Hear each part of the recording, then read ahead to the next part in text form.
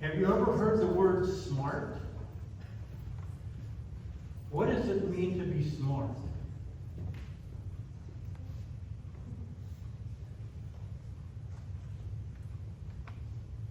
You don't know? Oh, I think you do. What does it mean to be smart? Okay, well, you answered honestly, you don't know. Okay, well, to be smart is to know a lot of things, to have knowledge. And now you don't have as much knowledge as you will when you get older, at least we hope that's the case. But do you think when I define what it means to be smart, do you think you're smart? Okay, so why do you think you're smart? Do you know a lot of things? Okay. Tell me one smart thing that you know.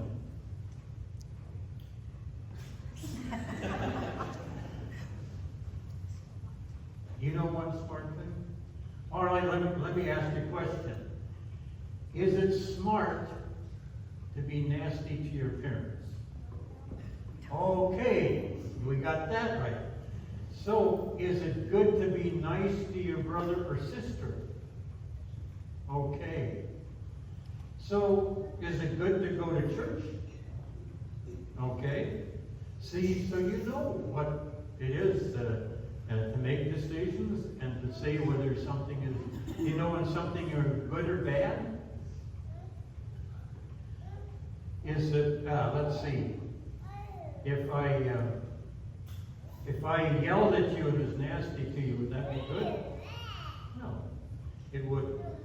There are certain things that are of value and certain things that are not. And there are certain things that we do that are good to do and certain things that aren't. Now, have you ever heard the word wise? Okay. Wise and smart are not the same. Smart is to know a lot of facts. To be wise is to make decisions, to think about things when you're given a choice of taking piano lessons or not. Okay? You could say no, you didn't want to take them, right? And you can say, yes, I do. Now, who else takes piano lessons besides you? You do. Why did you, there's a good reason why you take piano lessons? Okay. All right. How about you? Is there a good reason you take piano lessons? You like to play. You like music. Do you like music too? Oh, okay. You like music. So when you get a little bit older, you can take piano lessons. Okay, well, we just wanted to talk about that. And word smart is a word that tells whether you're willing to go and study and learn things. Wise is the ability to make decisions and to make good decisions. They did pretty well, didn't they? Thank you.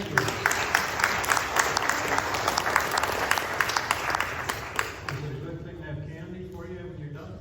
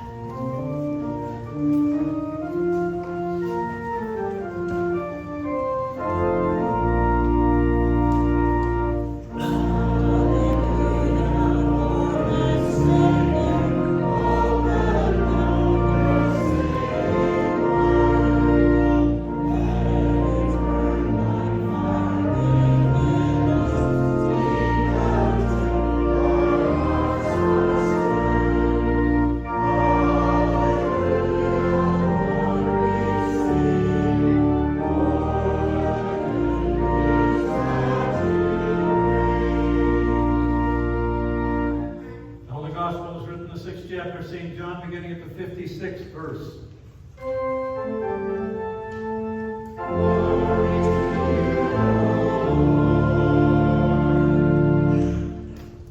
Those who eat my flesh and drink my blood abide in me, and I in them.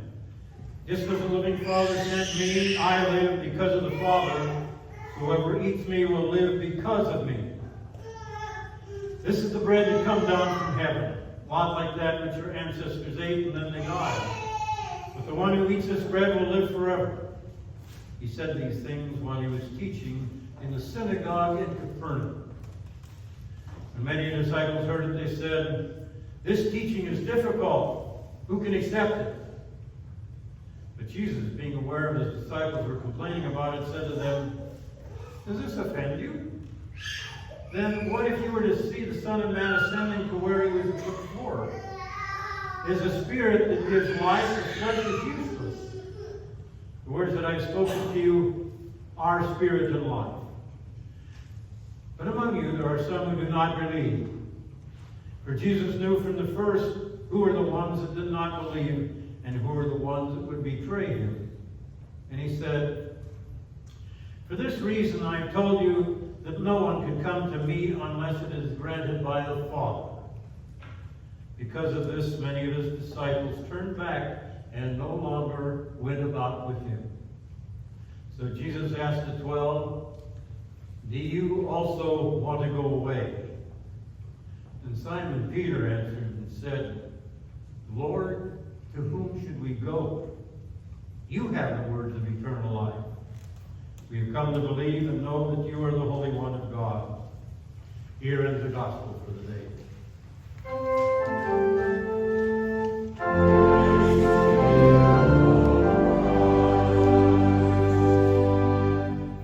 Please be seated. I think last week I informed you that I was using this week's text for last week, and I was going to use the text from last week because they dealt with the subject of wisdom, all except the gospel lesson, that is. Wanted to do a little more work on it, and I think it was more appropriate for a day like today to talk about wisdom. In perpetuity, in ancient Israel, a young man was about to become king. If you want to get a good age, Jade would be about the age that this man is, ready to take the kingship of Israel. His father has given to him. He doesn't not really have the right to it because he is not the eldest son of the dying king. As a matter of fact, he's quite a ways down the line. But his father has promised his mother that he would make this man king. And so this young man is visited by God and says that he's pleased with him being the king. And he says, "Whatever you ask, I will give it to you." And this young man thought for a while, and he said, "I ask really for only one thing. I ask for wisdom so I can manage your people appropriately." And God is so moved by this response that he says, "Because you ask for wisdom and not wealth or power or anything else, I will give you everything else." And so Solomon, King Solomon, becomes the poster child in the Bible for wisdom. And he comes to a point where everybody respects him for this one quality in his life. People come from all over. There is one chapter in 1 Kings that is dedicated to a case that he had. In those days, if there was a dispute among two people, you didn't necessarily go to court, you could come to the king. And this story that they have about the wisdom of Solomon is that he has two prostitutes come to him, and they have a child. And both of them are claiming to be the mother of the child. And Solomon says, after interviewing him for some time, okay, both of you seem to be absolutely convinced that this is your child, so I'll tell you what to do, what I'll do. I'll cut him in half, and you can have a half each. Immediately one says, yes, that's a good idea. Cut him in half, and we'll each take a half. And the other one says, oh no, let her have him. Do not cut him in half.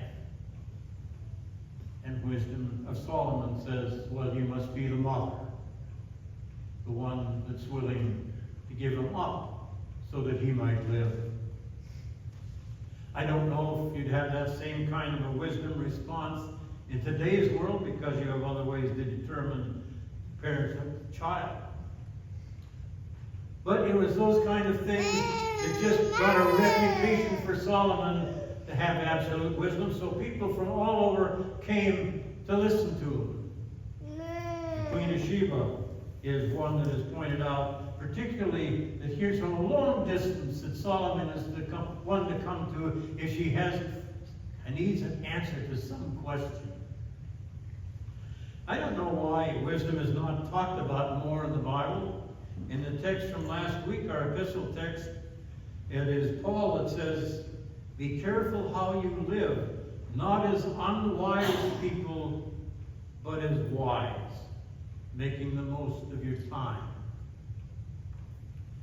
There are over 225 references to wisdom in Scriptures, a lot of them being with Psalms and Proverbs and Ecclesiastes, which Solomon is supposed to have some hand in writing. But Jesus is described as very wise. Jesus talks about and acknowledges Solomon as the poster child of wisdom in the Old Testament, and asks his apostles to be as wise as Solomon. So the last couple of weeks, I've been asking some of you, in various times when you've been here, if you think of your past and you think of some piece of wisdom or advice that you've gotten to somebody that maybe is life-changing, maybe is stuck with you all your life, or something that you think is really a good, wise thing, what would it be? And the responses were really interesting. I knew they would be. And it kind of indicated where they thought good judgment and wisdom were kind of the same thing. One of the responses was, the one thing of wisdom I remember was my mother always used to tell me to wear clean underwear. Now, those of you who are my age remember mothers who talked about having clean underwear because their mothers would be at stake if somehow accidentally you got hurt and the doctor took you to the hospital and they scorned your mother because she hadn't kept your clothes clean. And I thought, this is really dumb, but I remember that when I travel now, if I go for 2 weeks, I've got 14 pair of underwear, maybe 3 pairs of pants, a few shirts. They can be juggled, but you certainly don't want unclean underwear. Another one that came up once in a while, more than once, was my parents told me that don't do anything, when I was a child, don't do anything that will embarrass the family. See, this was their moral code, because they knew what would embarrass you. But if they didn't do anything to embarrass the family, you could pretty well be assured that their life was pretty pure. There are others that are more substantial in terms of probably falling into the category of wisdom, like never give up and keep God first in your life. Well, first of all, what wisdom is not. First of all, wisdom is not general knowledge. You can be very intelligent in one matter or course of material and very ignorant in another.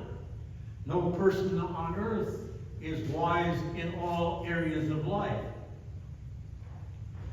I remember one person down at the Greek squad, I heard a phone call come in, and a woman had called in and asked, talked about a computer and the repair of the computer, and the person had told her that she had a virus problem, that she ought to deal with that, and they could help her with that.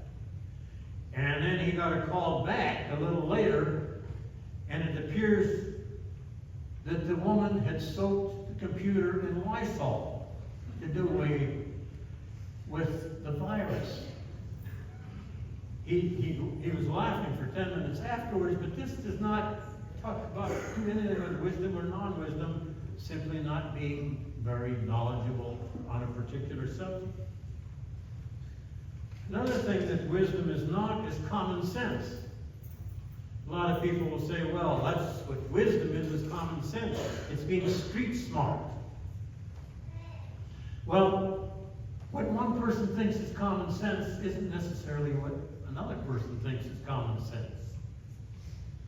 For instance, if you go to Asian popular areas, it is expected when you come in the door that you take off your shoes. That makes sense. But that is not the tradition here. Come in and ask if you should take off our shoes, and they say, well, of course not. Like they've never heard that kind of thing. It's interesting that there was a time that hospitals thought that chaplains were really unnecessary, particularly in those that were not religiously based.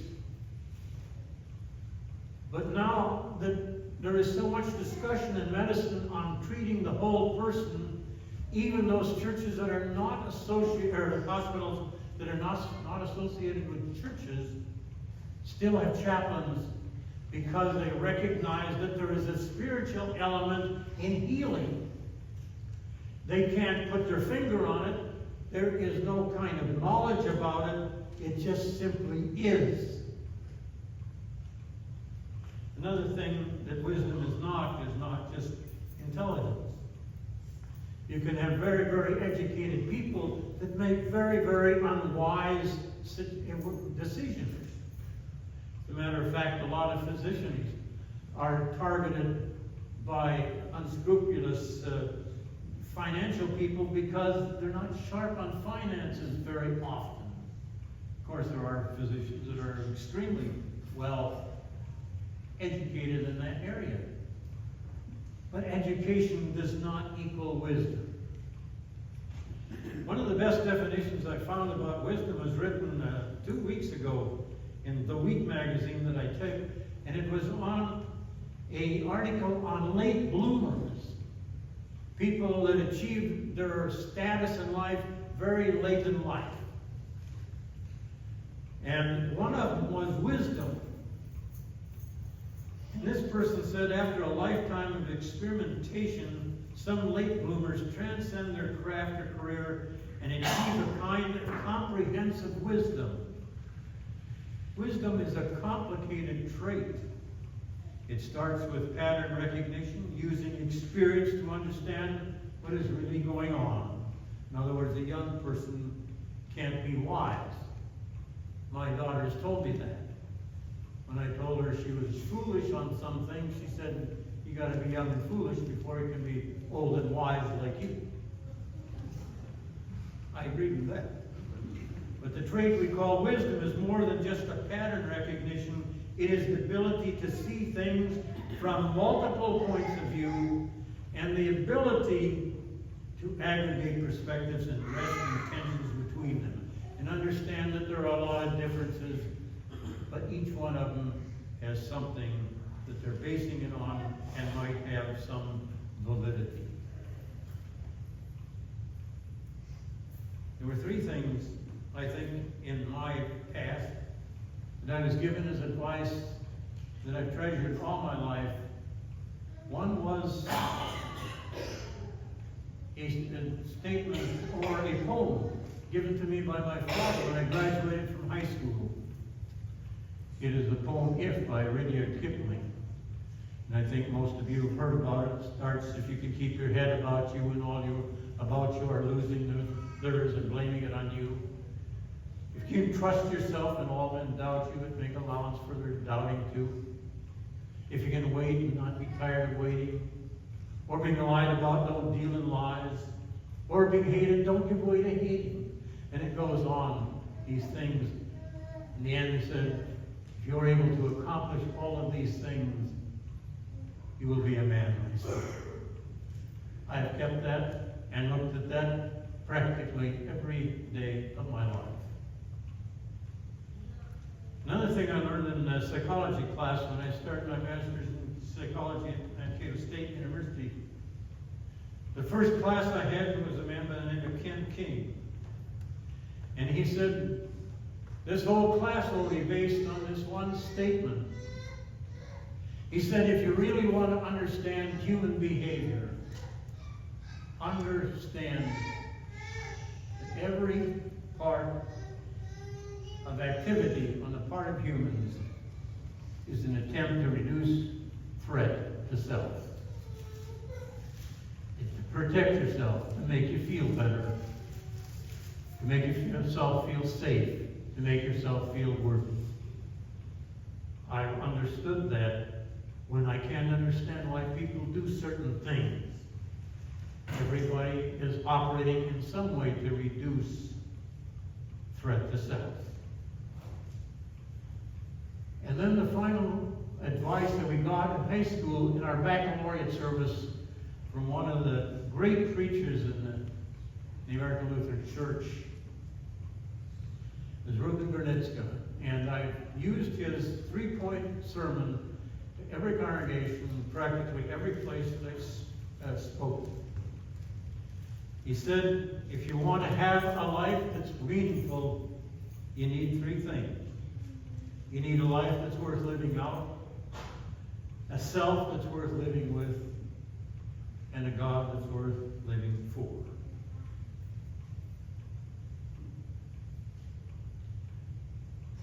The great rabbi in the first century, Rabbi Hillel, was asked by one of the doubters of the Hebrew faith. He said to the rabbi, if you can explain the whole Torah to me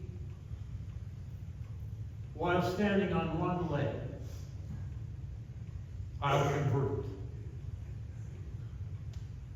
And Rabbi said this, whatever is hateful to you, do not do to your neighbor. This is the Torah. Everything else is commentary. Then go and keep reading. I've quoted before the book, The Boy, the Bull, the Fox, and the Horse. The boy asks, what should I be when I grow up? And the answer was kind. All deep, deep illustrations of wisdom. And so, let me read just a couple verses of scripture on reason.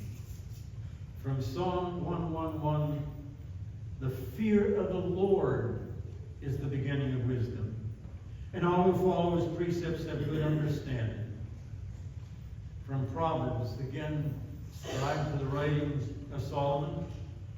How then does a man gain the essence of wisdom?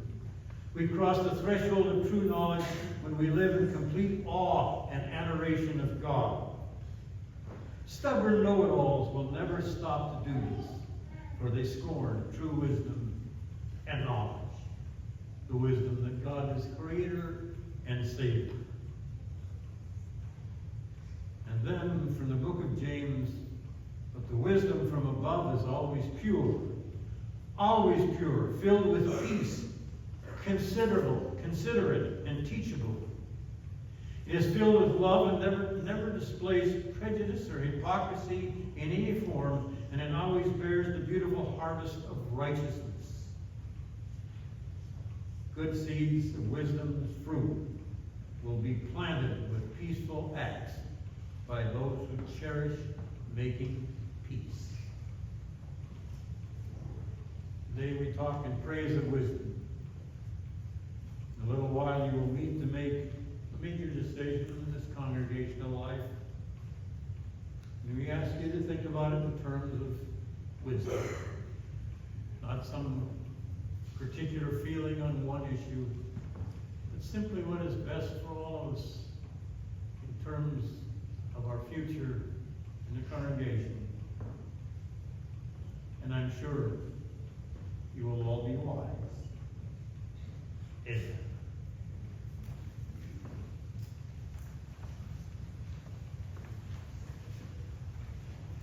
Open hymn is Swing Low, Sweet Chariot 139 in your group.